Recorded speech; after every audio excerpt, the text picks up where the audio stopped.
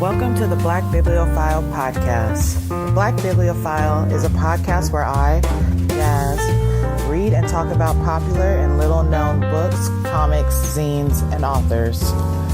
To quote Haruki Murakami, if you only read the books that everyone else is reading, you can only think what everyone else is thinking.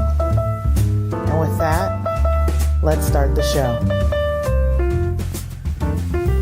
Welcome back to the Black Bibliophile. It's me, Jazz. The Black Bibliophile is a podcast where I, Jazz, review and talk about little known or popular books, comics, graphic novels, audiobooks, poetry. Whatever you read or can read, I'm going to read it and talk about it on this podcast. So I wanted to say, what's up, guys? And also, I'm going to start this new thing in the beginning of every podcast where I say hello to my new Patreons. And I'd like to say hello to my very first patron, Clinton DeVille. I appreciate your support and I hope you're enjoying my content. And yeah, if you guys want to know what's going on with me and my Patreon, you can visit my Patreon page. The link will be below in the show notes. If you become a patron, you would get exclusive podcast episodes. You would get access to exclusive YouTube videos that also go with the Black Bibliophile podcast. You would get to be a part of the book club and a whole bunch of fun stuff. And you get releases of certain episodes early on Patreon. So yeah, if you want to become a patron, it's as little as $1 a month. So thank you, Clinton DeVille, for becoming my first Patreon. I appreciate you. And yeah, let's get to the show. So this week's episode, once again, is going to be a shorty. I apologize for not having last week's episode up or for this episode being so late. I'm going to try to finish this book. The book I want to talk about on the podcast, which I'm still in the middle of reading, is It by Stephen King. That will be up as soon as I finish it. I promise you, this book is like over 1,000 pages. And I am trudging through as quick as possible. So, keep a lookout for that. I will make sure I have that up as soon as I'm done. Hopefully that'll be up next week. And then, look out for that. So this week, being that I haven't finished the novel that I'm reading, is another shorty episode. So this episode is just going to be about all the comics that I've been reading. And I'm going to just still do a little, being that this week is about the comics I've been reading, I wanted to do a little known author moment in the beginning of this episode. And let's talk about Neil Gaiman.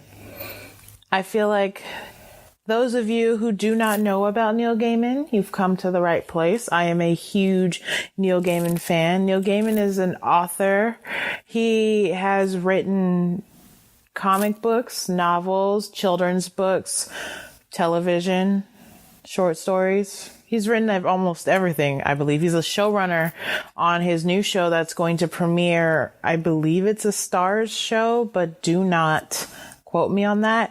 But he's showrunner for the adaptation of his book with Terry Pratchett, Good Omens. So he's working on that right now. But what started his career was his work in the comics world. He wrote for Vertigo and he wrote a comic called Sandman. And Sandman is positively my favorite comic book series I've ever read. Sandman is about 7 siblings called the Endless, and they are all representations of physical cosmic manifestations of their name. So the 7 siblings are Death, Dream, Destiny, Delirium, Destruction, Desire, and Destiny. And they all represent what they are. So death is death, desire is desire, so far, so on and so forth. And it's about how they mingle and intertwine with the mortal realm. And it's a really, really great series, and it's super deep. Honestly, I think Preludes and Nocturnes was the first thing I ever read from Sandman, the trade paperback. My sister used to live down the street from a comic book shop in Virginia when she went to Hampton. And I went there with her. I went to visit her. And we went to this comic shop, and her boyfriend at the time got me that Sandman book. So I was like, I don't know what the hell this is. I like the art, but I read it, fell in love. I read it like 3 billion gazillion times. And since then I've bought the giant anthologies. What are they, like omnibuses? That's what they called. I've bought the giant omnibuses. I actually have a video on the Black Bibliophile YouTube channel talking about, specifically the Sandman series. You should check that out. I'll leave that link in the notes below. But yes, so he wrote Sandman, which is an amazing comic. And then he went on to write American Gods, which is now an awesome show on Stars. And he's written a couple episodes of Doctor Who. The one for, I think it was season 6, called The Doctor's Wife. And that one he won a Hugo Award for, which is amazing. And that episode is amazing. Just, Neil Gaiman is a great author, and you should read all of his books. I recommend American Gods. I recommend Neverwhere. I recommend the comic, what is the Marvel 1602 comics that he wrote. I recommend all the Sandman comics. And I really, really recommend, there's another book. I can't think of it. If you guys have recommendations for Neil Gaiman, tell everybody, tag the show, tweet it at me at the Black Bibliophile on Twitter, what have you. But I just can't remember the names of all of his books right now because my brain is kaput. But if you want a sampling of his writing, LeVar Burton Reads podcast, he actually read one of Neil Gaiman's short stories on his show. So if you want to check that out, head over to LeVar Burton Reads and listen to that. It's absolutely amazing. I think it's like episode 5, but I don't know. It's the one with Neil Gaiman in the show notes. So check that out. It's awesome. And yeah, let's take a tiny break, and then we'll come back and talk about the comics that I read this week.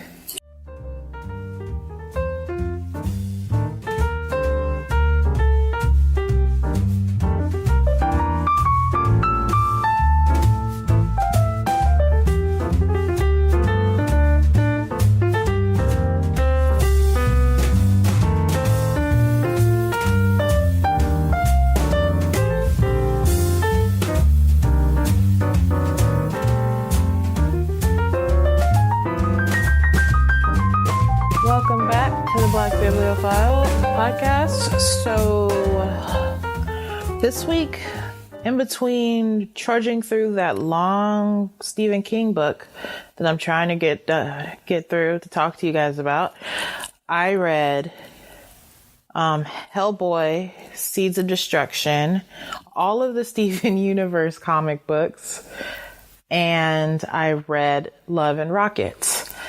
Let's start off. I read all of this. This is not sponsored, by the way, on Comixology. I had a Comixology account previously, but I decided to delete it because I own a comic book shop, and I was like, there's no reason for me to keep this. I get all the comics in every week. I can just read the physical copies. So I canceled it, but since I've been in bed for so long and I can't go down there and read the books, I was like, I'll upload the Comixology app and see what's up or whatever, maybe get a couple of books.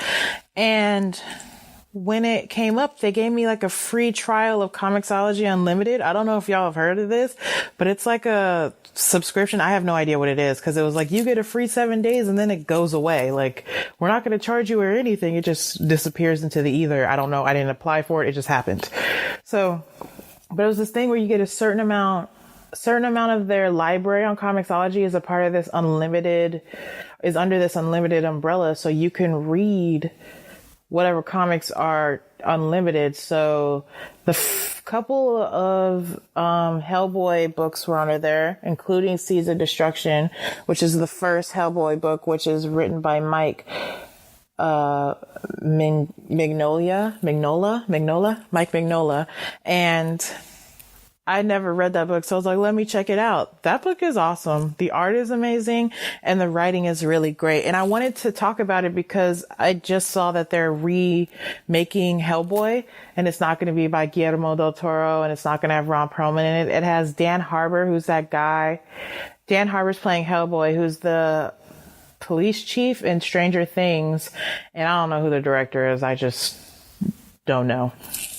But I feel like it's weird to revamp this series so soon. And also because Guillermo del Toro and Ron Perlman never got to finish their trilogy. They only have Hellboy and then Hellboy 2 Golden Army. They didn't get to finish it off. So I was like, we don't get to see the full vision. Why are we moving on? And also, why revamp a series when Hellboy was popular? Guillermo del Toro's Hellboy was popular, but it wasn't like Marvel or like a DC. It was midline popular. It wasn't Batman level shit. So I don't know why they're like, oh, out of everything that they could have remade, which don't get me started on the just reboot, reuse system that is Hollywood these days. But out of everything they could have remade, they're like, let's do Hellboy. It literally just ended a couple of years ago, and we're just going to remake it. So I was like, okay, since they're doing all this random bullshit with Hellboy, I should read the comics. So I read Seed of Destruction. It's completely different from what Guillermo del Toro ended up making. The beginning and Hellboy's origin is the same. It's just everything after that is different. It's different in the way that instead of this weird, I feel like it's merging two stories. It's merging a bunch of stories instead of the very first book. Seed of Destruction is a very focused story where I think the Hellboy movie expanded on this, a couple books out of the Hellboy line. Not saying it was bad, because I feel because I read when I was researching something I was writing that Guillermo del Toro worked with Mike Mignola for the Hellboy movie. So if the author is involved, then it makes sense. But anyways, let's talk about the comic book. The comic book was great. The story was awesome. You still get this rough and tough, easy to anger red devil of a character that is Hellboy. I think in the films he's portrayed just as well as he is in the comics. Abe Sapien isn't in it as much as I'd like in the comic book. I wanted to know more about him, but the book, obviously, because it's focused on Hellboy's origins and who he is, would be more focused on Hellboy than any of the other side characters. Everybody seemed like an afterthought in the comics, and I also feel like that means I should probably read the next volume, which I most likely will. But focusing on Seeds of Destruction as it is as a whole, it's all right. I recommend it if you guys liked the Hellboy movies and you want to learn more about Hellboy, maybe to gear up for the new Hellboy movie coming out, because maybe that movie will stay true to the course that was Seeds of Destruction, but I don't even know. It looks like they're going for a more gritty feel or whatever. So instead of a whimsical, realness that Guillermo brings to films. So, it's whatever in that vein, if you're thinking of it movie wise. But if you just want to read a good comic with good characters that has funny things and interesting plot twists, it's centered around a family, it's really weird and I really like it. If you've seen Hellboy, spoiler alert for Hellboy, Rasputin is the bad guy, but in this, of course Rasputin is still the bad guy, but it's it's changed in such a way that it's more about family ties than it is about saving the world. Like, obviously it's like, oh, save the world, crazy Russian dude who can't die is trying to kill everybody, blah, blah, blah. Hellboy's a secret weapon, blah, blah, blah. Spoiler alert. But, in the end, it's like, it's a pretty good book, and I recommend it if you guys want to check it out. It's on Comixology Unlimited if you happen to log into that and they give you that random free 7-day trial that doesn't charge you and you have no idea how to get back. But if you're down for that, it's in there. Other than that, you can probably go to your local comic book shops, which I really think if you're going to go buy it, go to a local business, support small business, and, pick it up because it's always on the shelves. It's written by Dark Horse. It's a pretty good book. Moving on to the other books I was reading this week, Steven Universe. So I have anxiety. And when I have extremely bad anxiety, which I had earlier this week, I usually watch Steven Universe. But my partner was sleeping and I did not want to blast TV because he had to work the next day. So what I did, once again, since I had that Comixology Unlimited free trial, I was like, let's see if the Steven Universe comics are on here. I've been wanting to read those. I love the TV show. Let's see what's up. So I found, like, on that Comixology Unlimited thing, by the way, this is still not sponsored. They have all the Steven Universe comics. I think all but the recent comics are available in the Unlimited. Everything else is still available in the Comixology app, but you have to pay for it, like, in its book price. But if you want it randomly under the Unlimited thing, I don't know how I got this. It might have to do with Prime. I should have done more research before I talked about it. If you guys have questions, email me, tweet it at me, whatever. But yeah, all of the Steven Universe is on there except the most recent series that's been coming out from Boom. So I started reading that, and if you love Steven Universe, you're gonna love the comics. I thought that it wouldn't play as well, like it wouldn't work as well without, the songs and all the stuff and the cute voices and all of the things that come with Steven Universe and the glory that is Steven Universe. But I was wrong. While reading the book, I heard their voices. It still played out in little vignettes that were amazing. Connie is still there. They're still running missions and doing stuff. Like, I think my favorite story out of the TV series, because of how it felt, was the indie movie one when Pearl is car racing and they meet the girl with the pink hair and all that stuff. That's my favorite episode. And there's a story in one of the comic books. I just read them all, so I can't remember which volume that is similar to that, and it has the exact same feel and everything. And it's like the comics aren't lacking anything because there isn't music. I feel like the playful art styles, because they have different artists for different vignettes or different stories, the playful art styles of each artist replace the whole that is the music. Like Greg, they have a whole series where it's focused on Greg. And like, you're used to Greg walking around singing songs, has his guitar and all that stuff. But him singing is still a part of the story. It's just shown in more of a playful art style. I feel like the comics are the perfect amalgamation of the show. So I can easily go from one or the other, and it alleviates my anxiety, is what I'm trying to say. The Steven Universe comics, if you love Steven Universe, are dope. They're kid friendly. They're awesome. They're funny. They're weird. They have everybody you know and love, and then some extra people. And yeah, it's really good. And I think everybody should read Steven Universe. And watch Steven Universe. I am a huge fan. And yeah, those comics are made by Boom. They are available on Comixology and Comixology Unlimited. You can probably, most likely, since Steven Universe is super popular, find that book at any comic book shop. You can find some Steven Universe.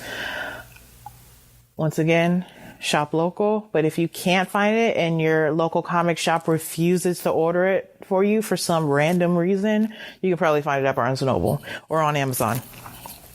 Anyways, now to end this episode of the Black Bibliophile about comics, I wanted to talk about one book in particular that came out today. I believe it came out today.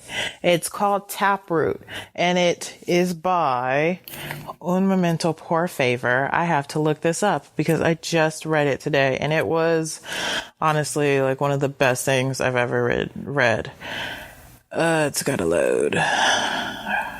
It is written and drawn by Keezy Young, who is a comic book artist based in Seattle, Washington.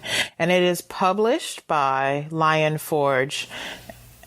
So I just want to talk about Taproot. Taproot is a graphic novel about a young guy named Hamal who works in a flower shop who happens to see ghosts. And you know, he's been seeing ghosts his whole life, and he's, you know, coping with it. He's friends with the ghost, whatever. And it's like the cutest, most relaxing, chill book ever.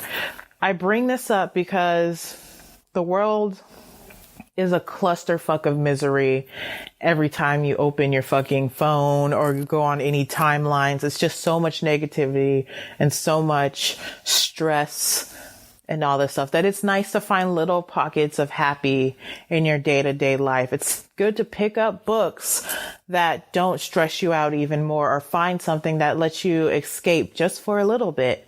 That's why I love this book. After a particularly long and straight up stressful day, I picked up Taproot, and it's so cute and it's so well drawn. The story is so great, and the colors are bright and vibrant. It's funny. Hamal is like the best protagonist. He's just a guy who loves flowers and, you know, loves hanging out with his ghost friends and just, you know, just wants to make beautiful arrangements and help people take care of their gardens. It's the most wholesome, cute book ever. And the Ghost Blue, the Ghost Blue is like a heartwarming, adorable misfit. And he hangs around Hamal, follows him around, and he falls in love with Hamal. And it's this cute romance about flowers and love and ghosts and necromancy and gardening. It sounds odd, but it's great. And Lion Forge has been putting out really great titles this year. A lot of them great for escapism, but Taproot, hands down, one of my favorite books I've read this year. One of my favorite comic books I've read this year. Keezy Young did that shit. Like, it's a gorgeous, gorgeous book. The art alone is enough. I feel like all of you should read it. It came out today, this week. It's called Taproot. It's written by Keezy Young, published by Lion Forge. It's a gorgeous, amazing book about necromancy, love, and flowers. And it's kid-friendly, too. It's kid-friendly. It has anime vibes. It's very shoujo anime. There was an anime I watched that reminds me of this. I think it's called, oh shit, I can't remember. It was an anime very similar to this where a guy who works in a flower shop starts to see ghosts. And so the anime that this reminds me of, if you guys have ever watched this, if you guys are an anime fan, it's called Natsuyuki Rendezvous. And it's kind of similar to that, but not. It's just about a guy, Natsuyuki Rendezvous is basically just about a guy who works in a flower shop who sees a dead girl, and it's just about that. This book, Taproot, is about a guy who works in a flower shop who sees all the ghosts in the city, hangs out with all of them, tries to help them, becomes friends with them. He loves flowers, lives in a coastal town. It's a beautiful book. Hands down, the most chill, unstressful thing I've read in the longest time. And it made my day a little bit brighter. So if you want to read that, go to your local comic book shop and order it from them. Or you can probably find it on Amazon. You can probably go on lionforge.com and find it. I'll put links down in the show notes for that book. And yeah, you guys should totally check that out. So this is the end of this week's episode of the Black Bibliophile. Sorry again, you guys, for the late episode. I tried to plow through that book, but it just couldn't read it fast enough. I should have it done by next week, and you should be hearing about it soon. If you guys want to check out any of my YouTube videos, I'll be leaving the link down in the show notes. If you want to check out my Patreon, I'll be leaving the link down there in my show notes. But if you just don't want to look at the show notes, it's patreon.com/theblackbibliophile. You can follow me on Twitter at the Black Bibliophile. That is at TheBlackBibliophile. Or you can email me at theblackbibliophile@gmail.com if you have any questions, comments, want to tell me what to read, tell me to stop talking about stupid shit, whatever you want to talk about, I'm here to listen. So thank you guys so much again, and thank you to Clinton for being my first patron. I appreciate you, and yeah, I'll talk to you guys next week. Thank you. Bye.